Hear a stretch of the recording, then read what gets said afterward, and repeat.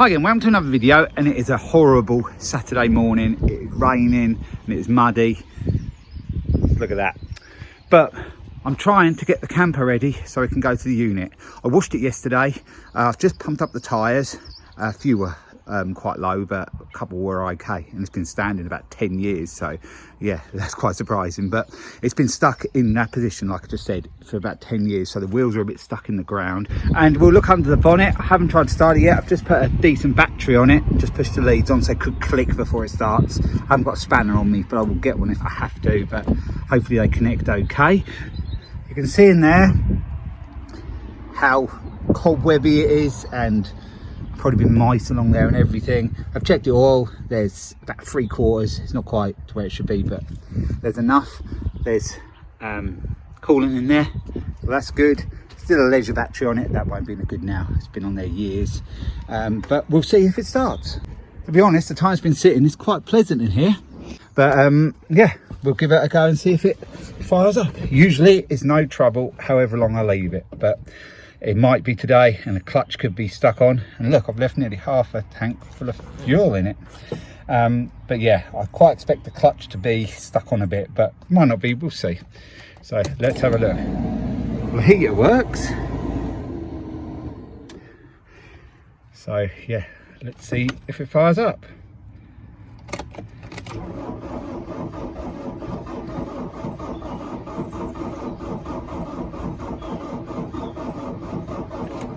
I think I'm going to have to get the top done on it, because that battery has been used to jumpstart quite a few things, so it could be a bit low. So I'll just get the top done, put it on, hopefully it'll start up. It's turning, so the starter's not stuck, so that's a good sign. So here's the top Don jump start I'm going to use. It's the JS1200. I must apologise to Top Don because they sent me this a good 2 odd years ago to review, and I just forgot about it and never did a review on it. So I do apologise. I would like to review some more of their stuff because I'm into the cars and they do a lot of car stuff. But yeah, it's been a while with this one. Yeah, and I'm not sure whether they do this model now, but it has proved to be good. I have used it on a few things, and yeah, it's good. So I'm going to put it on this and we'll see how it performs starting this transit up. See, that's what it always does. Just starts so quick, this thing. It's the old 2.5 DI engine, noisy, slow, but it always starts. That's got a bit of a squeak from the back, which has stopped. I don't know what that was, but yep, all pressure's up, so we'll give it a bit of a rev. It does need a service. I never give it a service all the time I used it, but then again, I never used it nowhere near as much as I wanted to. Did one long trip down to Cornwall and Devon in it, and a few other little trips, but nothing more than that. It might go on a few trips this year, but it'll probably have to be sold because I don't really need it. A lot of memories on this, and I'll give it a run probably and do a couple of Norfolk trips or something. So the camper is going on the recovery truck now. There he is. He's loving it. Look, his mate don't want to be on camera, so we won't put him on camera. I think we're gonna have to winch it as well because it's going to spin as it's going up.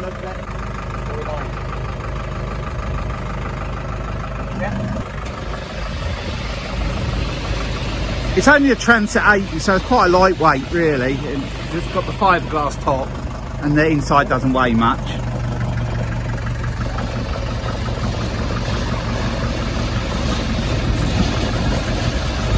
The exhaust, you're right, it's just caught the back step a little bit, but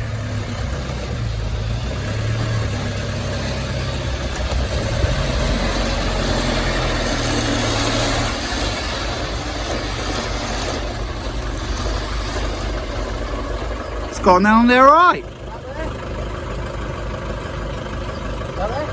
Yep, you happy? Do you want to say hello to my viewers?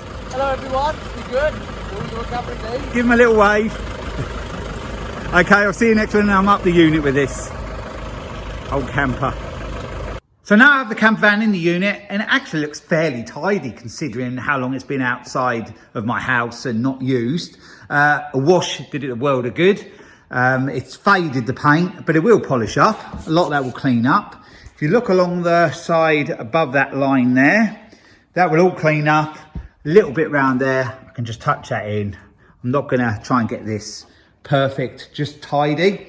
Along the bottoms, the filling I did probably a couple of years ago along there stayed sort of okay.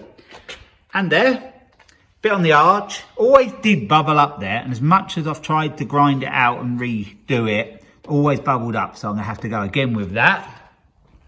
The worst bit on this side is the front wing.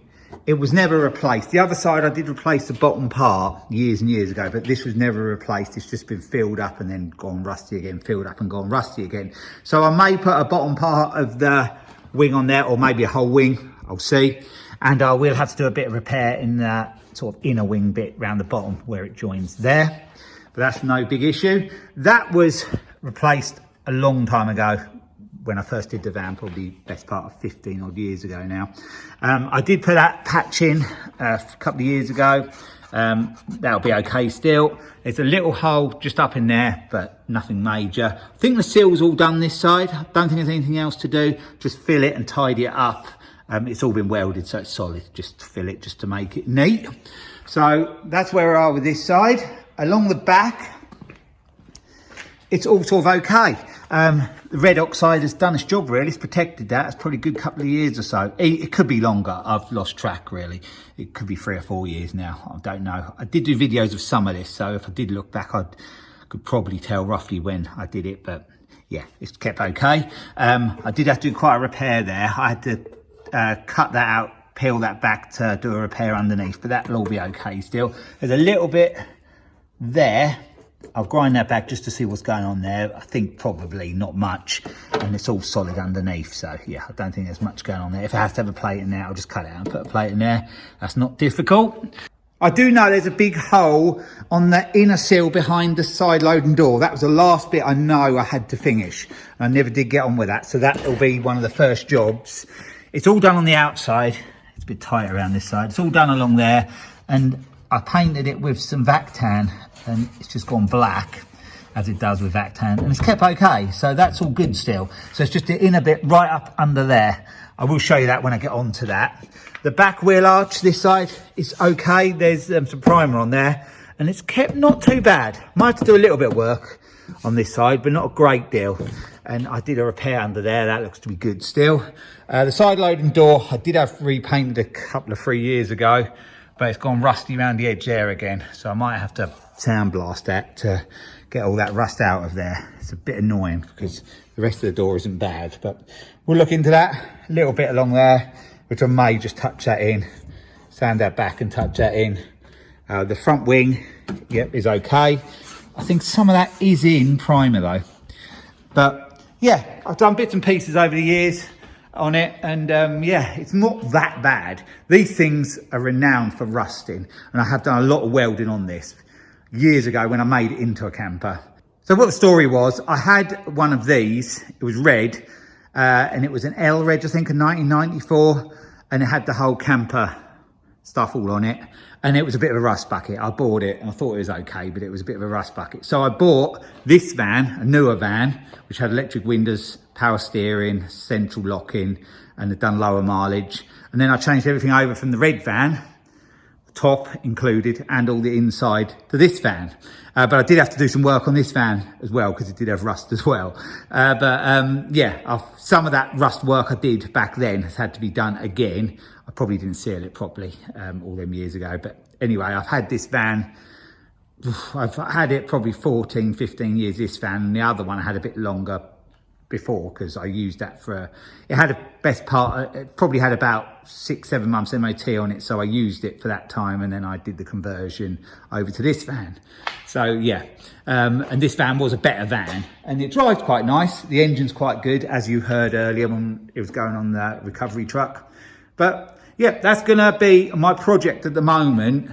It has yeah, gone to the head of the queue, ahead of the Polo, the T4 and the Subaru.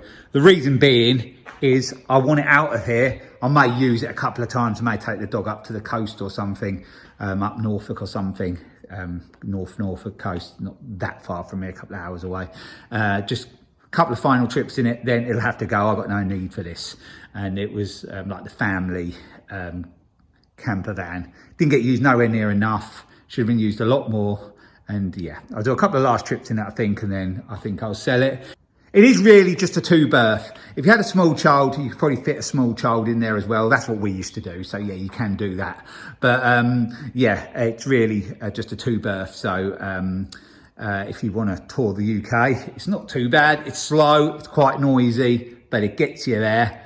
And it's not too bad. It's got toilet compartment, it's got a cooker and all the little bits and pieces you need. It's got a Propex gas heater in it because the diesel heaters weren't really available back when I was doing this.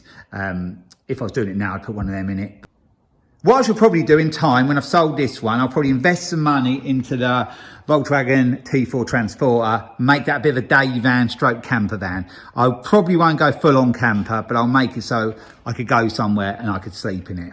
That's probably what I shall do, but that's a long way ahead at the moment because I've got so much other stuff to sort before I get to that. Though I would like to get that van done and so it can be used. But yeah, like I said, this one has jumped to the head of the queue. And actually, for all the time, like I said earlier, it's been sitting outside. It isn't that bad.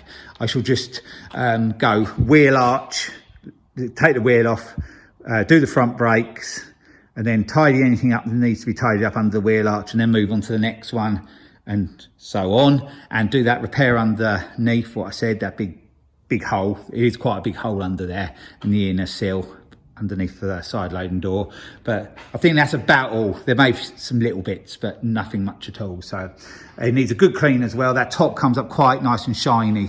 I just give it a quick wash the other day and still see it's a bit green in places.